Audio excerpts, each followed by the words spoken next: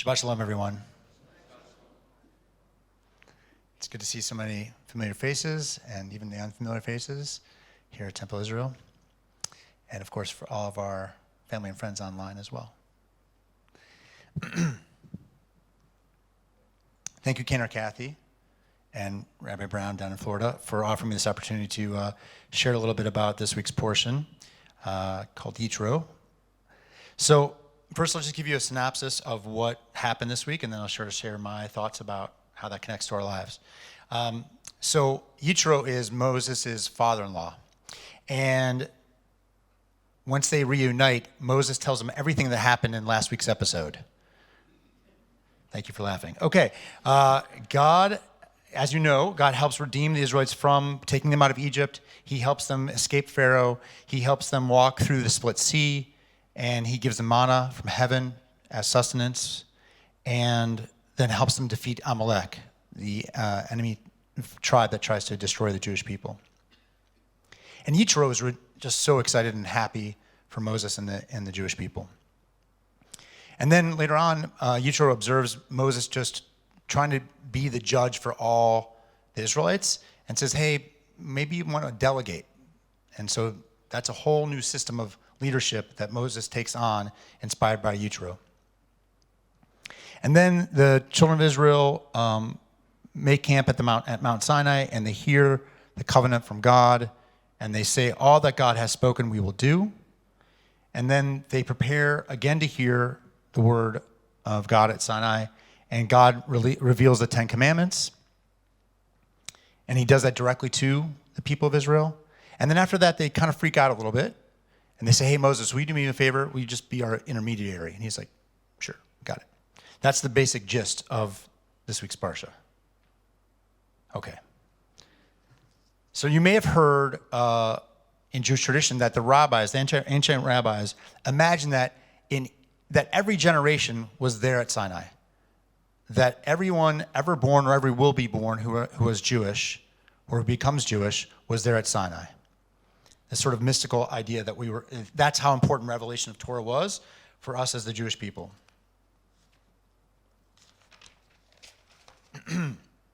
So now we have to ask the question, so how does that all relate to us here today?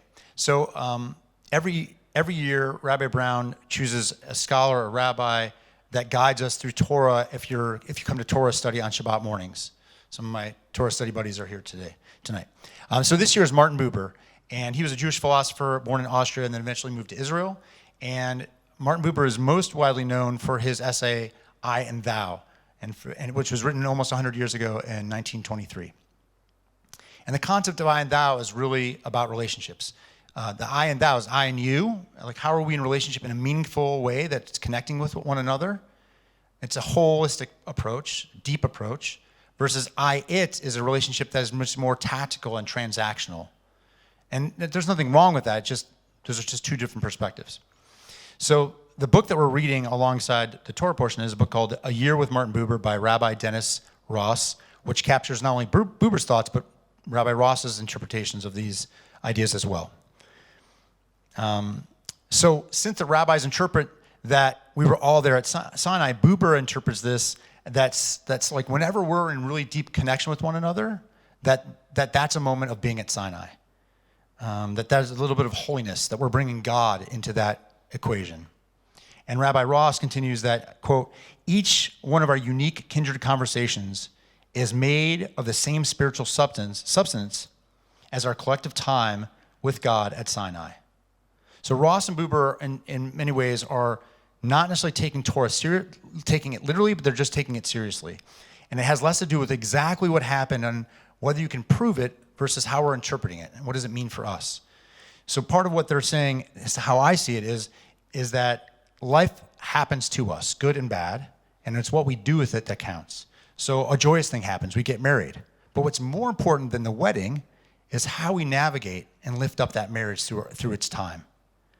If someone close to us passes away, that is tragic. And yet what's equally, if not more important, is how do we navigate that mourning so that we can move on with our lives and not get stuck in the past? Which brings us to 4 months ago. Like many of you, October 7th was devastating, and we all struggled to find our way through it over the last few months. We were feeling scared and stuck, hopeless, helpless. And I have been asking myself many times in different forms, how can we have hope for Israel and the Jewish people during these very dark times? Before October 7th, everything I learned in school and Hebrew school about Purim and Passover were just ancient tales, folklore. And what I learned about the pogroms and Holocausts, it was just all history. Since October 7th, I feel that we are living our own version of what our ancestors went through. So how do we move forward? We as human beings are very filled with contradictions, and Jewish wisdom embraces those contradictions and embraces how life is full of contradictions. In order to do that, we embrace the contradictions to get through life and through tough times. So in one chapter, as I just mentioned, Amalek is about to destroy us and tries to destroy us. And in the next chapter, right, those people are outside the Jewish community. And then in the next chapter, Yitro, who's also outside the Jewish community, known as the minister of Midian, he's lifting up the Jewish people. He listens to Moses. He helps Moses. He tries to create a whole new way of leadership for the Jewish people. Later on in the book of Deuteronomy, we read that I have, quote, I have placed before you today the life and the good, the death and the evil. Life is filled with opposites. Life is filled with contradictions. It is designed this way. So I want to quote Rabbi Ed Feinstein of Valley Beth Shalom in Los Angeles. To be Jewish is to live life's contradictions, to live with all the tension and the ambivalence and the ambiguity and the paradox, and what Heschel calls polarity. Polarity, Abraham Joshua Heschel, one of the great Jewish philosophers, wrote, polarity is at the heart of Judaism. Every morning, we say the bracha, blessed is God who creates life and darkness, peace and conflict. We are a contradiction. God's chosen people, our chosen people, living for so many centuries outside of our land, in the periphery of history, on the margins of power, we are a contradiction. And so we've come to relish contradiction.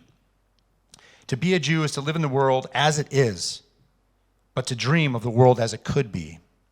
We live in the tension between the real and the ideal. So, last Shabbat, as Ken and Kathy mentioned, as well as during the week, many of our members in our community were able to meet Jenny and Oz Naor. And last Shabbat, I was at the Shaw JCC, which sponsored this event, as well as Jewish Akron, to listen to Oz and Jenny who speak about their experience. They live in a kibbutz 200 yards from Gaza. And they spoke about how Oz, he helped lead the fight on his kibbutz. And he begged and pleaded and demanded that Jenny take the kids and flee north, which eventually she did. It was a horrifying tale what they said, and eventually we found out that Oz lost his mom and his stepfather at a nearby kibbutz. And they weren't even able to mourn in their own home. They couldn't do the funeral or the shiva. They had to go somewhere else to do that, obviously. And then eventually they just tried to, very short time after, they tried to bring back some normalcy for themselves and for their kids. And at the end of the program, Oz and Jenny said that they still have hope for peace. They're not sure how, but they have hope for peace. I was blown away by that. Blown away by that. After all they've been through. And you could feel it was really genuine and in their gut when they said that. And so in the weeks after October 7th, and I think many people, I lost my faith in God. I've always been a skeptic and a believer, but definitely much more a skeptic recently. And so I've been reading Harold Kushner's When Bad Things Happen to Good People. So just to share this quote. Because the tragedy is not God's will, we need to not feel hurt or betrayed by God when tragedy strikes. We can turn to God for help in overcoming it, precisely because we can tell ourselves that God is as outraged as we are. It says that he's secular, that he doesn't believe in God. And again, I'm not so sure I do either sometimes. But what I do know is that when I've been in a relationship with others, hearing Jenny and Oz's story, talking with my wife and kids, friends, siblings, texting my friends from other parts of the world, including Israel, spending time with my Torah study buddies, or even being here with you all tonight, when I'm in a relationship and try to strive for that I-you relationship, that deeper relationship, that's when I start to feel a little bit of holiness, and that's when I feel like I'm getting through these dark times. And so some in our Jewish tradition like to say the phrase, I want to bless you all, and I hope you bless me back. And I want to bless all of you and the Jewish people both in Israel and around the world, and I hope you bless me back, that all of us may have the courage to live in the contradictions of life and of being Jewish, to have the patience for the next chapter where we meet our Yitro who might help us instead of Amalek, the ambition to write our own next chapter, and the strength to be vulnerable, and vulnerable enough to have hope that things will get better. I'm Yisrael Chai. Shabbat Shalom.